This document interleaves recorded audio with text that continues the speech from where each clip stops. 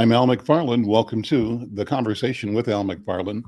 Glad to be here and glad to have you along. We're experiencing a change in the seasons, and that's a good thing. It's invigorating to go from massive heat to relatively cool.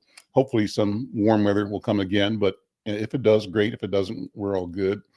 Today, Friday, we present the Healing Circle, and I'm pleased to have my colleagues, our leader in the project, Dr. Bravada Garrett Akinsanya, who's the principal at Brakens Psychological Consulting, Inc., and also the CEO of African American Child Wellness Institute, and Dr. Oliver Wilson, Dr. Oliver Williams, noted professor and psychologist, I believe I'm saying that the right way, and also nurse practitioner, Shirlynn LaChapelle. And today we're presenting a new person, one of the mentees of Shirlynn LaChapelle, Dr. Abiola Abu-Bakr. It's going to be a good show, a wonderful show. So hang loose and enjoy. Let somebody know you're listening to the conversation. In fact, we want you to always be a part of growing and expanding our audience, our engagement. And the way you can do that is by going to any of the platforms that you're on and liking and sharing with your friends and contacts the fact that the conversation, the Healing Circle, is going on right now. But we want to sort of keep track of our audience through the YouTube Insight News platform. So if you go there, sign up, subscribe, be a subscriber. Our goal is to get to 1,000 subscribers, and we need you and everybody you know to subscribe in order to make that happen. Well, with that, we have a special protocol, a special way to get ourselves situated and centered for the Healing Circle. And for that, I'm going to invite in Dr. Bravada, Dr. B, to get us going. Dr. B, how you doing? I'm very well. Thank you so much, Baba Al. Today, as we talk about maternal mental health, especially the mental health of Black women, it makes me think about where we came from. And just to get the audience on board to understanding what we do, on Fridays, we have the Healing Circle. And although we're not physically in a circle and we're doing this virtually, we do want to see everyone seeing yourself and imagining yourself in a circle with all of us. And we do a circle because in a circle, there's no beginning and no end. And everyone has equal access to the center, which is a space of power, the space where we share our voices, our dreams, our hopes, our fears. And in this circle, we honor our elders, and we honor them because we stand on their shoulders. And the elders that we stand on are those who have poured into us spirit, hopes, dreams, and wisdom. And we honor them because they're closest to our ancestors. And we honor our ancestors because they're closest to our Creator. So today, in this honoring sacred space, we join each other in thinking about how to fight that battle to save our lives, to fight the battle to save the lives of our babies, our sisters, our brothers, our family, and our communities. And in the circle, we use a talking stick because the circle in African peoples across the diaspora, we are orderly people. And we use a virtual talking stick to pass the conversation from one person to the other. We can ask for the stick, or you can give it freely to who you think it needs to have it at that moment. And as we do that, that's a way of sharing. And we want people in the audience to also ask for the talking stick, to ask and bring comments in that we will read to each other as we engage in this dialogue. So with this said, I will pass the talking stick to Baba Al McFarlane. Thank you, Dr. B. Let me just go around and ask our colleagues just to weigh in on your thoughts of the day. I'll start with Dr. Oliver Williams. Dr. Williams, my friend, always good to see you. And top of mind, what's present that leads us to our topic today about maternal health? I think support is the word that comes to mind. Is how can we support each other? And that, for me, not only does that speak to how we can support mothers, but also in women, but how we can support each other in our community. I've been listening to the reports. I don't know that you all have been listening to the news the last week or so, but it's become abundantly clear the things that we may have been suspicious about as a community are right in the forefront. When we had questions about how one party was behaving and trying to relate to itself and to the nation, um, our beliefs about challenges have come to fruition and are very, very clear. So the question is, how do we continue to support each other and move forward? They're still fighting a civil war, and one of the things that I think we've got to do is figure out how we survive given the challenges to ourselves as people. And so, I know that people who are younger may not remember some of the wisdoms of our even grandparents. I'm 70 now, so our grandparents and their grandparents, and the beliefs that they had, but also ways that they survived. So we may need to revisit that as a community to try to figure out how we can support each other in different ways. And we supported each other through churches, through community centers, through um, uh, interactions with each other. And I just think when we think about those things in terms of our circumstances now, we don't forget it, and then we reinvigorate it. So that's what's been on my mind. Awesome. I'll take the talking stick back. Thank you, Dr. Williams. So let me go to Shirlynn. And Shirlynn, special assignment for you today is not only tell me what's on your mind, what your thoughts are about the topic, about everything that we always consider. So we're not limited to just one approach to the topic. We know that over the course of this conversation, we'll examine a lot of ideas. But I want to also give you the assignment of introducing and elevating our special guest today, Dr. Abiola Abu-Bakr. And I'm so happy that she is here. I'm so proud of her. But saying that makes me proud of you because you've been one of the instruments of her development, and talk about that as well. So you can introduce and also see what's on your mind, first of all. Well, I am so proud of Abiola. I got to watch myself. I call her Abby, and she doesn't want that. But I am the only one that can do that. So I take pride in that, besides her parents. But anyway, she is a brilliant young lady. I have known her since she started nursing school. I was the president of the Minnesota Black Nurses Association and gave her a scholarship. She joined as a student. She was there with me all the way through. Everything that I did, she was with me. And she went to the national convention with me. And she got another scholarship because she's worthy. And this young lady has had a fellowship in, was it Uganda and Tanzania? Correct me. But I mean, she speaks fluent Spanish. I could go on and on about her, but she is truly brilliant and has a heart of gold for the community. And I was kind of taken aback when she said she wanted to be a doula. And she and her sister started a business, a doula business, and that is absolutely her passion. And as everything, when she's passionate about something, you can bet it's going to be the best for the patients, the families, and those involved. So enough about me.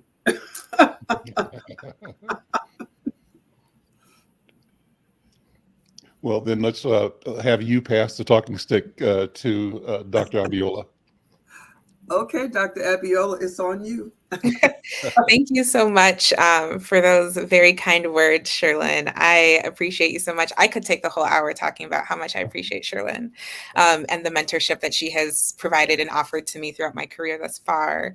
And then just also the familial vibe that we have as well. She's very much family, but has taught me so much about showing up in community, what it looks like specifically to show up in our communities, our Black and Brown communities here in the Twin Cities and across the nation, and even global.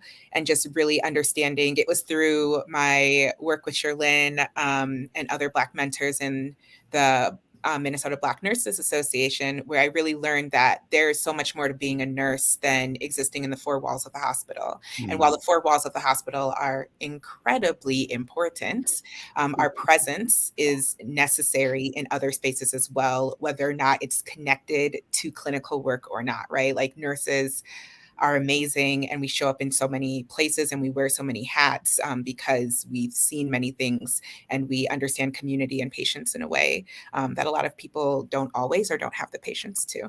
But really excited to join the conversation, really excited to be here with all of you today. And the words that are coming up for me is grace and intersectionality. I just think so when we talk about the Black maternal health crisis, especially when we start talking about the layer of mental health on top of that, there is an extraordinary amount of grace that I believe that we have to give ourselves and others in our community.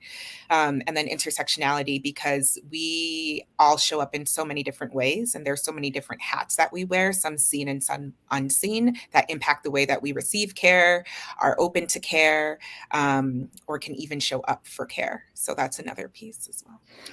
Let's set the pace by having you, Dr. Abiola, talk about what you perceive and how you describe the maternity crisis in the world and in the Black community. And then let's have you use the words that you have used in explaining, sharing what intersectionality looks like, what it means, and we'll build the conversation from there. But you lay out the conversation, and I'm presenting that conversation as a vision that guides your work, and talk about the specifics that you have done and are doing and intend to do in the process. So I'm passing the talking stick back to you, Dr. Abu-Bakr. Thank you so much. Thank you so much, Mr. McFarlane. So I think when we talk about, or when I specifically talk about the Black maternal health crisis, is specifically talking about the United States and within the context of the United States, outcomes that are facing US-born and foreign-born Black birthing people are ridiculous, for lack of a better term.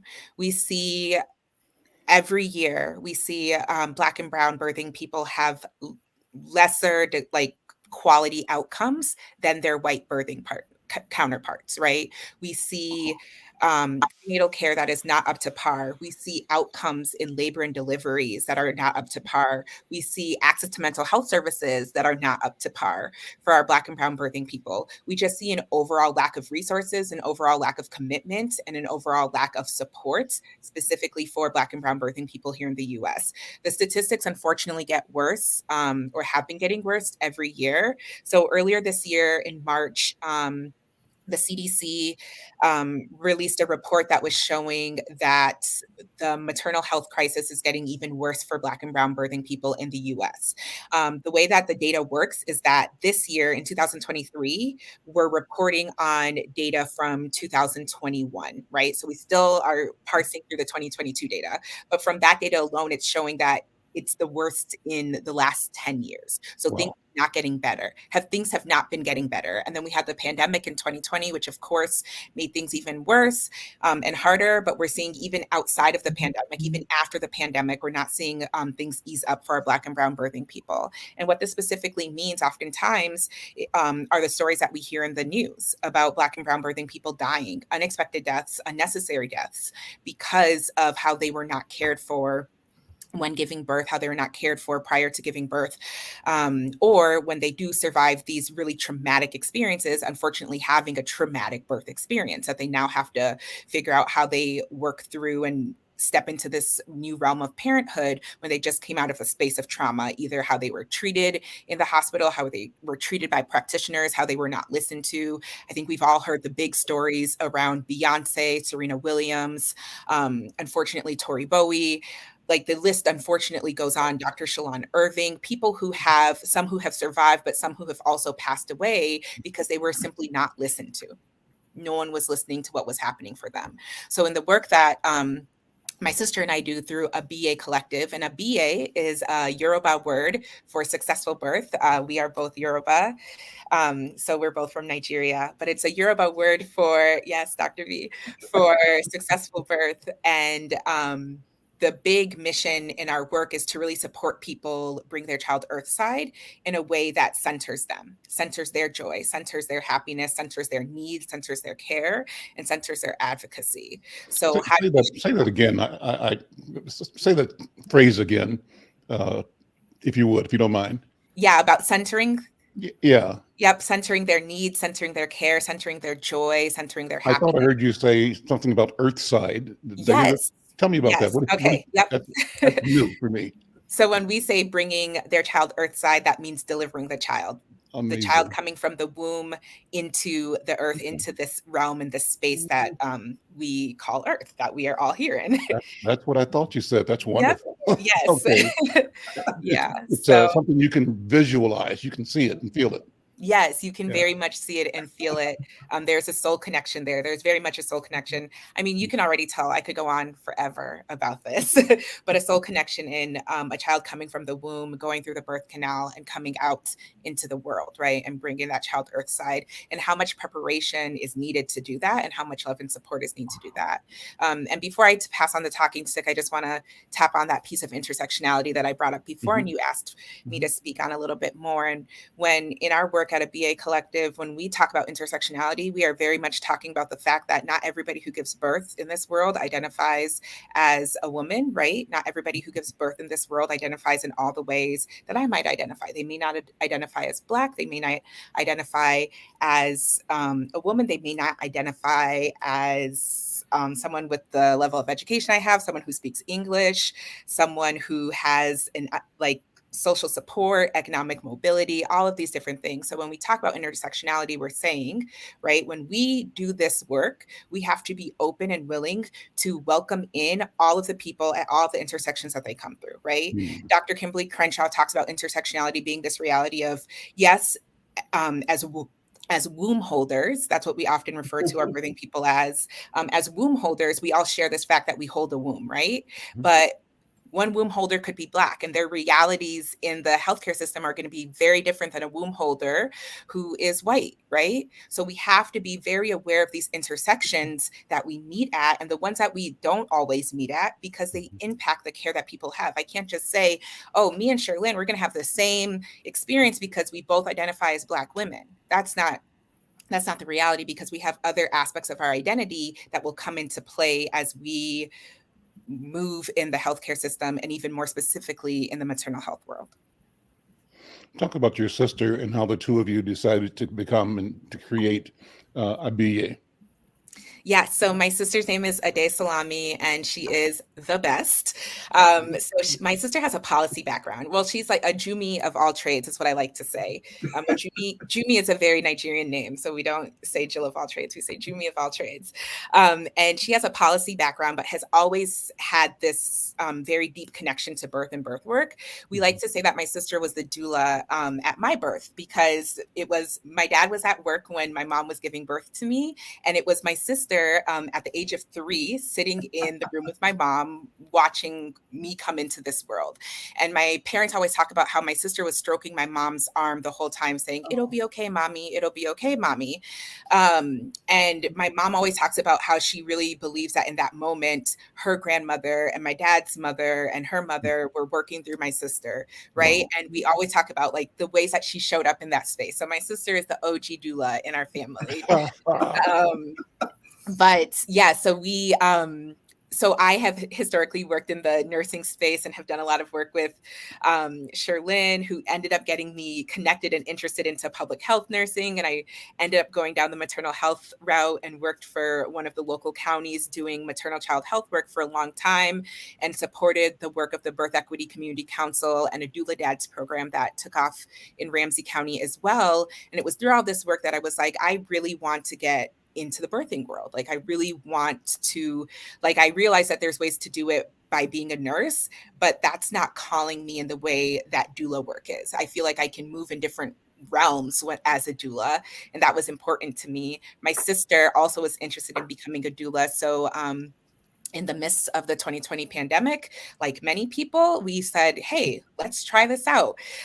We became certified doulas, prenatal and postpartum. So we provide support for birthing people before they give birth, during their birth, and then also into the postpartum period. And we decided to do that together. And I was just going to use it to enhance my nursing skills. And my sister's like, no, no, no. Right? Like we're in this moment where Mr. Floyd was just killed a block away from us. We're talking about the sanctity of Black lives.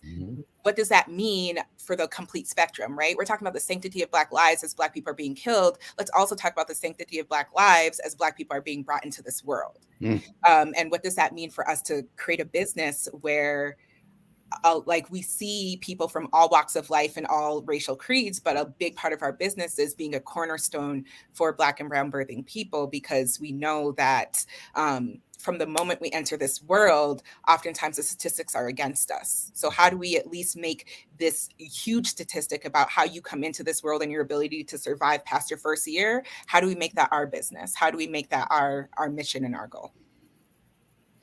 Amazing. Who wants the talking stick? Who wants to jump in? Oh, I want it. Let me have it right quick, because I'm really excited about Dr. Abiola's work and her passion around Black women and birthing babies. And I love the phrase "Earth side." I did love that too, and that stood out for me.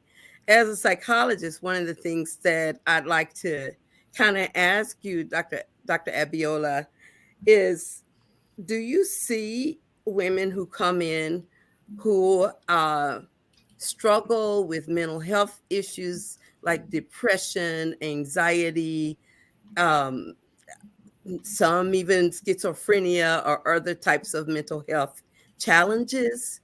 And if so, what role does that play in your plans for them having babies? Thank you so much for that great question, Dr. B.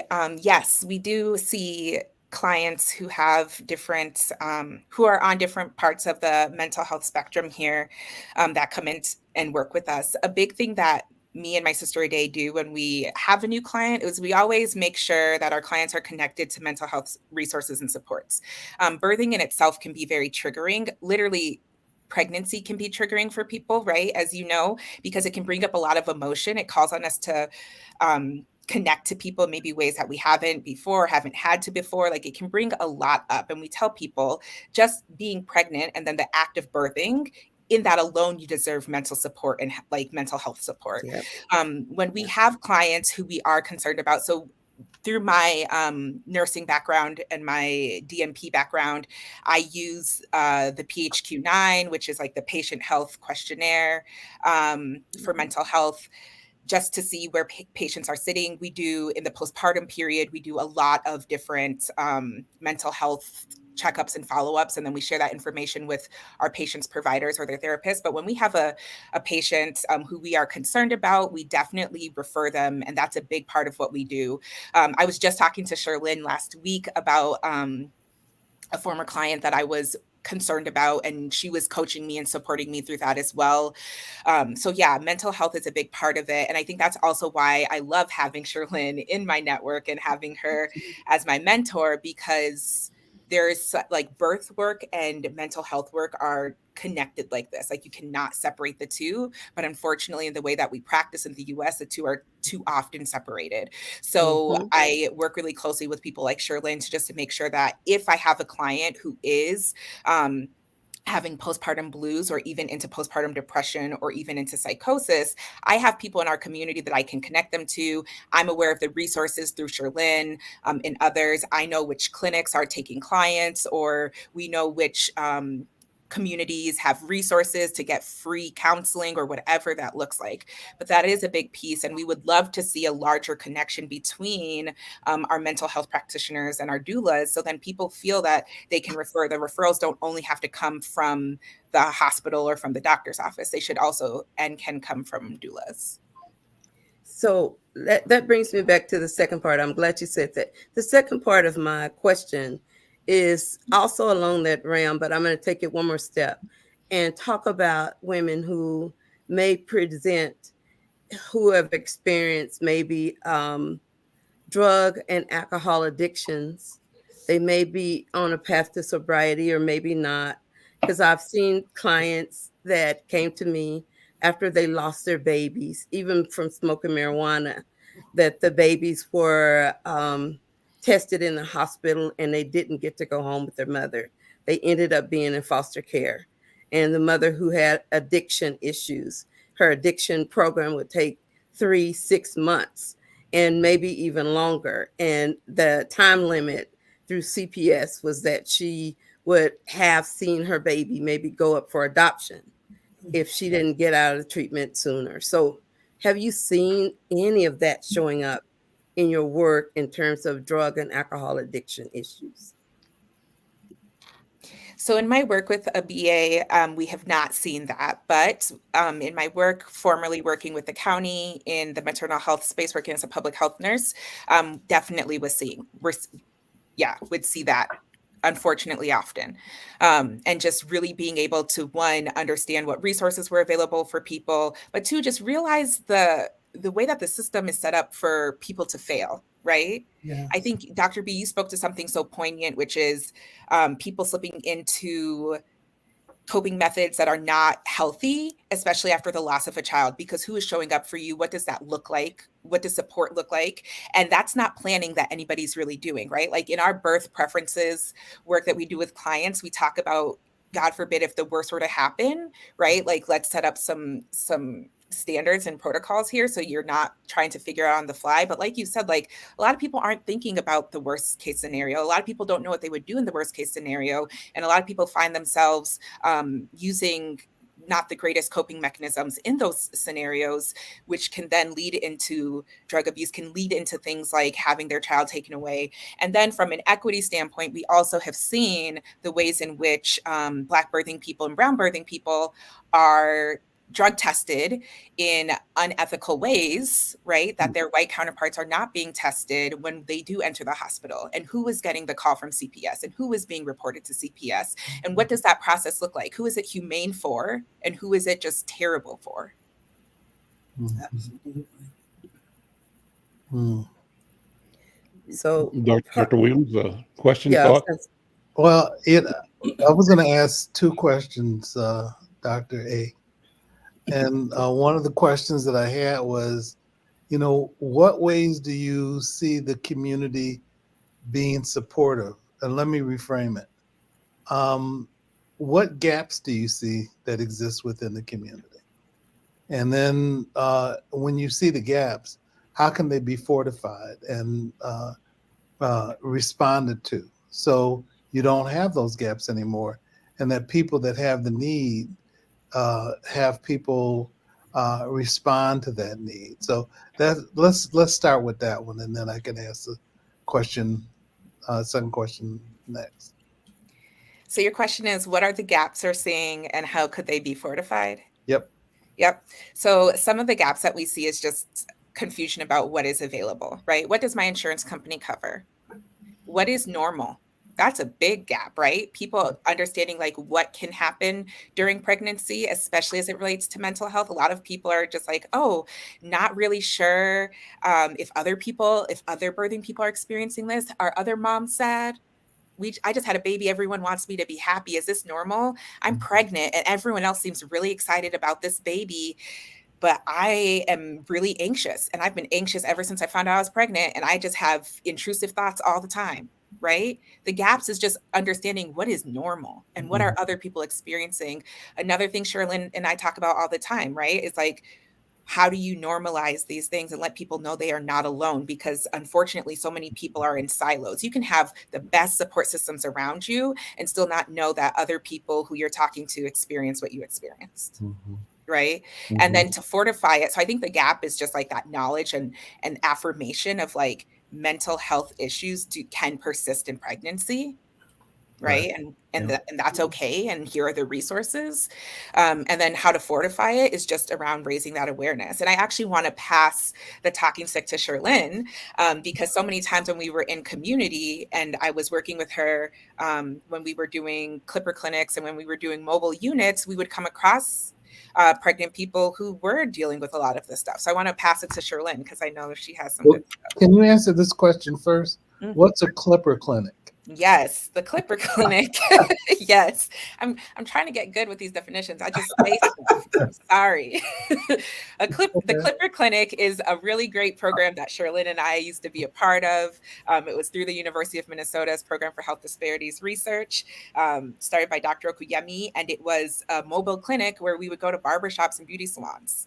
And it later turned into a barbershop and beauty salon clinic that was really supported by Clarence Jones as well. Yeah, we would go to barbershops and beauty salons and we'd stay there all day, taking people's blood pressures, talking to them about their health, talking to pregnant people about their well-being. That's where Shirlynn taught me to not be so awkward and talk to people. But that's what a clipper clinic is. Okay. Though. And as you can see now, she can talk to people, and I'm so proud of her. This young lady is brilliant. I could listen to Abiola all day with the pride of a mother. And in our community, the things that we have to do as a community of people who deal in healthcare or deal in maternity health and behavioral health is to understand the main thing is to get our community to realize they need this help and to destigmatize this help that they need. Oftentimes, they don't want anybody knowing the business, and I get that. And with that, I share that I've been on the antidepressant for years, and there's no shame in my game. And then I say to them, if Beyonce, if Venus Williams, and so many stars and athletes can talk about their mental health, and they have 2 or 3 therapists on speed dial, don't you think you deserve the same thing? At least one. So after that, they start to get it. Excuse me. They start to understand that just like having diabetes or high blood pressure, we have mental health issues. It's a balancing of hormones and chemicals in the body. We're nothing but a chemistry set. And if your blood pressure is high, we got chemicals for that to lower it. If it's too low, we got something called pressors to raise it. If you got diabetes, we got stuff to work in the place of insulin or to boost insulin. So all we need to know and understand is you just need to be balanced. That's all. There's nothing wrong with you. That's not wrong with everybody else in a different phase. But please accept the care you need so you can live your best life. Now, in our Mawua Moms program, which Abiola is going to be with me, as she always is on most things. I take her everywhere I go. But anyway, I am so excited. We are actively recruiting pregnant women to come into our program. And if you have substance use issues, that would be drug and alcohol issues. If you have mental health issues, God, you are the people we want, okay? And we will provide food at these 2-hour meetings, which will be at UROC on Saturday from 10 to noon. There will be childcare, and we'll have bus tokens. But we're also working through the logistics of some gift cards for those who show up for the meetings, like $25 we're thinking. So people need food for their family. That'll be a huge help. But you only get those gift cards if you show up for the meetings. It's only 8 weeks. Then at the end of the 8 weeks, we got stuff for you. We're going to have a community-wide baby shower where you're going to get all kinds of things you need for your baby and a gift card, money gift card. So this is something that nobody should pass up. How many organizations offer you not only things you need for your health and well-being, but things that'll help you now? You know, I know it's rough, but a $25 gift card every week, you know, what's that? $100 a month on food. Use it for whatever you want. And then we got childcare, so you can't say, I can't come because I have nobody to keep the kids. Heck, bring them with you, okay? We got childcare there, okay? And you're hungry, we got food, okay? So there's nothing that should stop you. We got bus tokens. Please come to this because we care about you, your health, your children's health. And we don't just kick you to the curb after the 8 weeks. Our program goes on to make sure you're okay after that. Therapy is free. We're working with you. We really care. Dr. B, this is her brainchild. I'm just one of the foot soldiers, okay?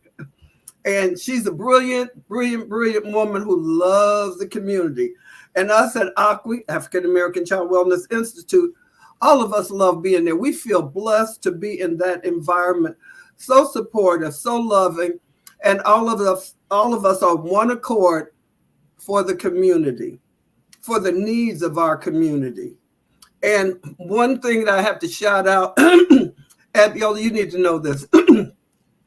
Dr. B's husband, he's Nigerian, but of course, he had to tell us what Abiola meant. I told him, don't try to steal you from me. Back up, brother. Hey, Shirlyn and Dr. A,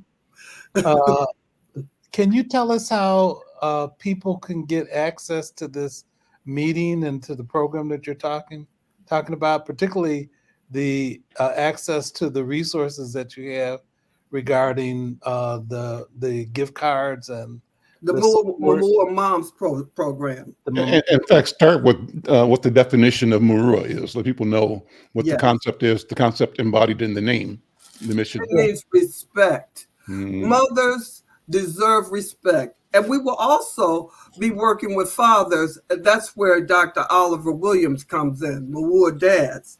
But we're excited. We are so excited about this. Dr. Abiola has it on her website. She's got the, what do you call it, the flyer. What's the website? We're putting it up. It's coming on our LinkedIn, but the website is ABYA And I have flyers at Sabathani and other places, UROC and various places. And these meetings will take place at UROC. So ladies, please, please, please, please, don't miss out on this opportunity to be taken care of by people who care. We will check your blood pressure. And if we have to check your blood sugar, we can do that. Remember, I'm a nurse too, as well as a psychiatric MP. So we're going to care for you. And you can look on Inside News. They will have our flyer with contact information, and you'll be contacting me or African American Child Wellness Institute. There'll be contact information there for both of us. Yeah. And I'll pass this back to Brother Al. No, let me grab it before it goes to him. Okay. Because what I wanted to say about this program of Murua Moms is that kind of like Nurse Shirlynn has hit it on, we know that motherhood does not occur in a vacuum. And when we focus on women, we know there are many people who are rooting for her.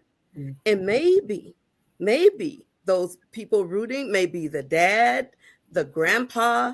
It could be anyone in their experience. And we want to create a space where each woman who comes to have a baby, no matter what trimester they're in, it's appropriate for them to come. We've had women actually come to a session on Saturday, and by Tuesday she had the baby. So we were even beginning to develop an electronic baby book among us. So it's really critical to create community. And so the women in the class become community for each other. Their cohorts become community for each other. And in the past, when women have graduated through the program, sometimes we have women who come in. We were doing program support for family members. And I remember one young woman, she was very quiet. And I asked her, I said, "Sister, what's going on?" She said, I have nobody. I have nobody. And I'm doing this by myself.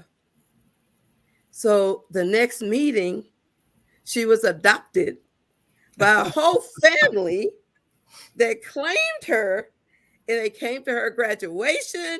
They bought things for the baby. She didn't know when she spoke that word that there was love waiting for her, blessings chasing her down. And so I want to say that people who, even especially doulas and gynecologists who are seeing pregnant Black women, to understand that we die, 44% of the deaths are Black women. And so we're not just doing this out of just joy and luck. We're trying to save our lives, because when you are a woman and you have that baby will need you. And we as a community need to support you and that baby. We as a community need to see you as our sister, our daughter, our cousin, our granddaughter, our mothers. We need to see you that way. And in this program, Marua Moms, we're saying we respect you and we respect all of your life, because our model is one of an African-centered wellness model, so that we respect spirituality, financial wellness, social wellness, intellectual wellness, vocational wellness, emotional wellness, all of those parts of you. We see you as a whole person. And when we see that, we know your needs are greater than one thing. So my joy is to sit here with Dr. Abiola as she embraces the notion that you're more than your wound, and your wound is huge, and naming who you are, what you're called to do, because you're going to be nurturing the spirit of another human being. Yes. And it's hard to do that when you feel empty, overwhelmed, not supported. So I want to put that plug out to all the doulas, all the OBGYNs who are saying, oh, I'm good enough. I can do this by myself. No, you won't. Not as long as I have breath. I'm providing mental health. As long as I have breath, I'm going to remind sisters of who they are and where they came from. So I think this journey is a village journey.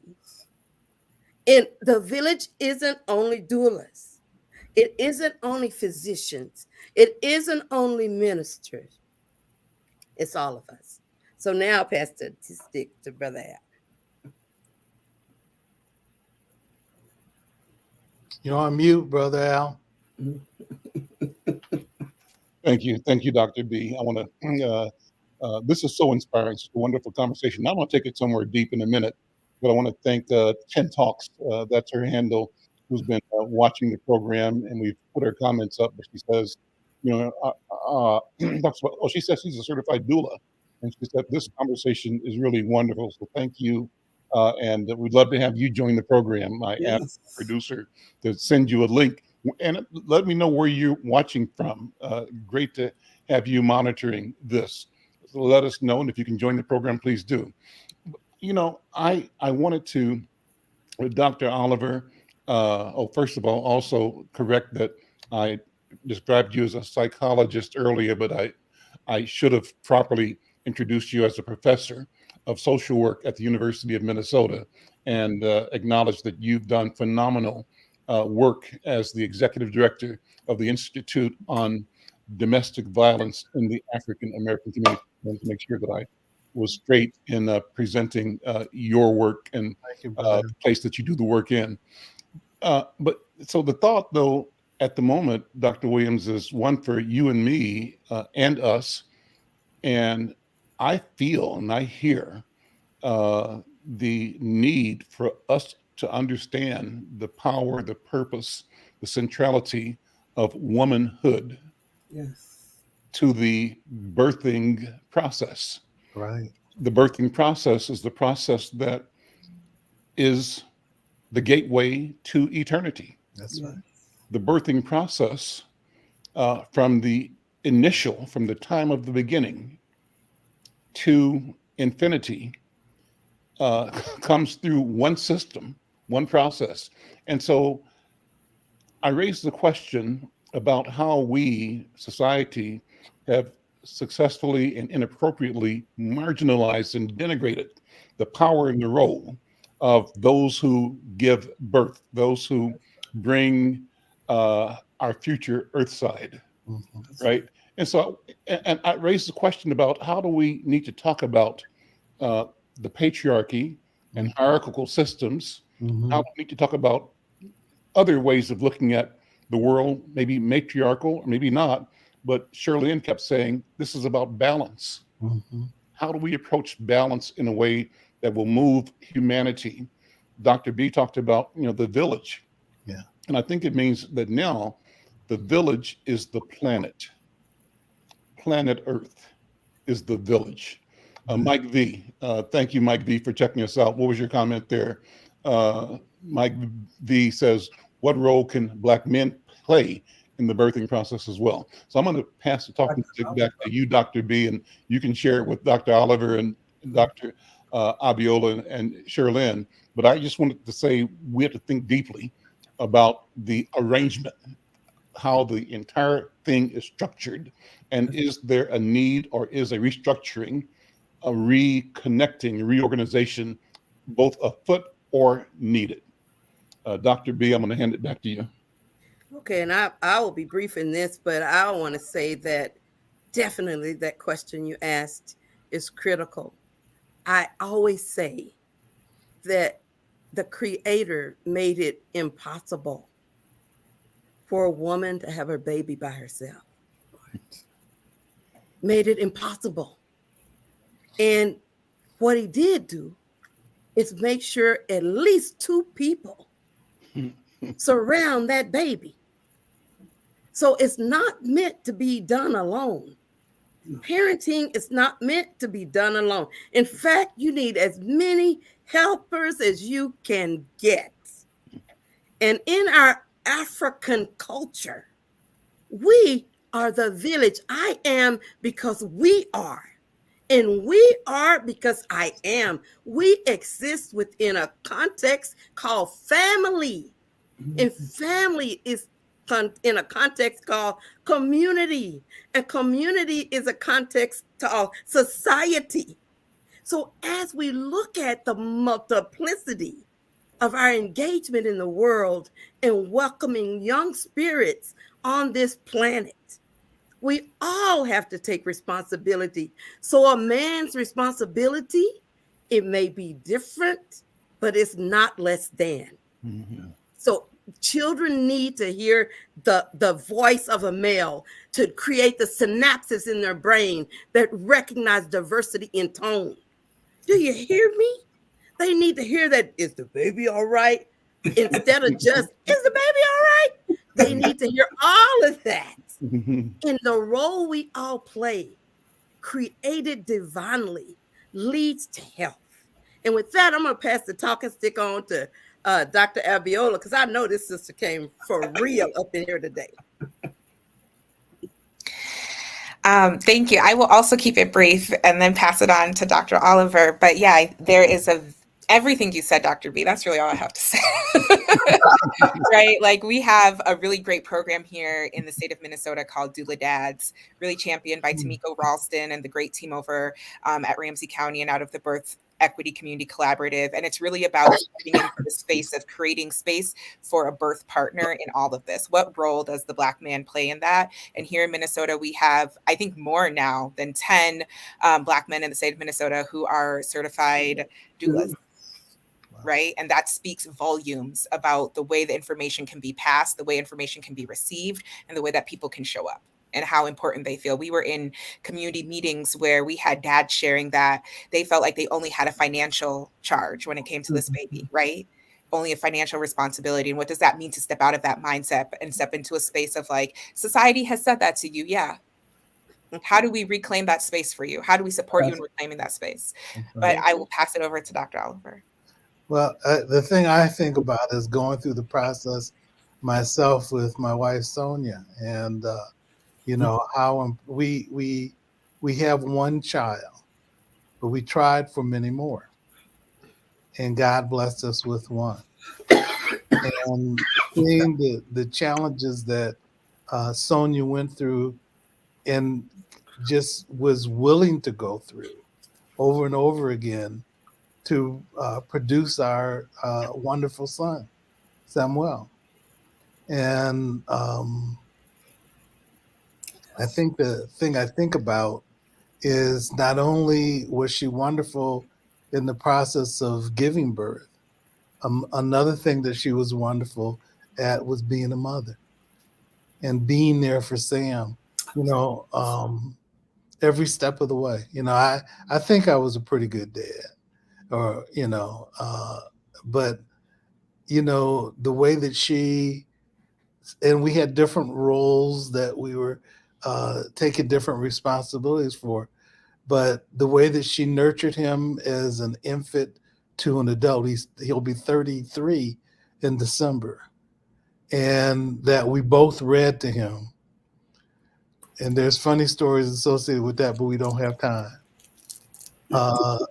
But how we read to him every night, and that even when I was away, I would have time to read to him, and that we would talk to each other and, you know, FaceTime with each other, and Sonia being there present, and then reducing her role in other ways that she could have been involved in major ways with different organizations, but her child was the priority.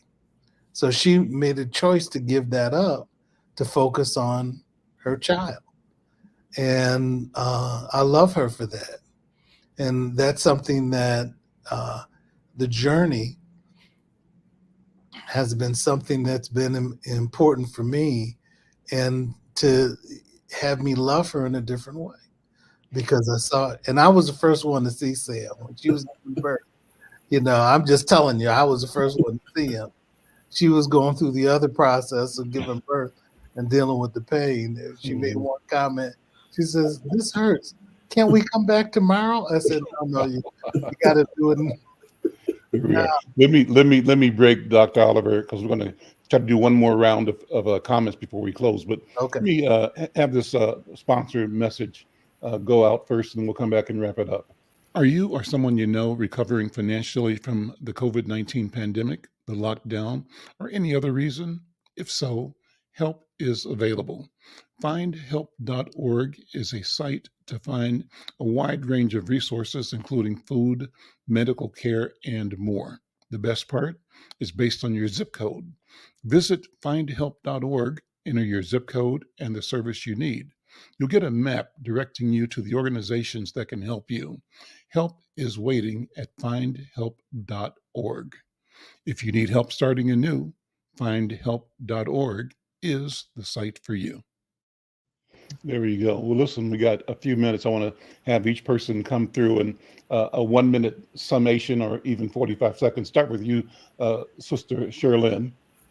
Okay, well, one thing I want to say that I didn't say earlier, Abiola's thesis project was forming MWAT for Ramsey County, which I'm a part of. Thank you, Abby.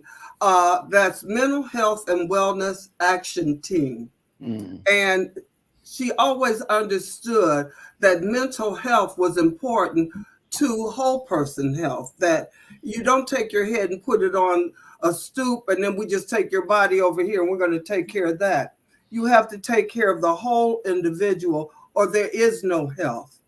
So I am really proud of that effort, and I've been on it for quite a few years. And all I got to say is thank you, Abiola, for all your brainchild, all you do, have done, and good God, all you will do. And thank you, Dr. B, for Maua Moms.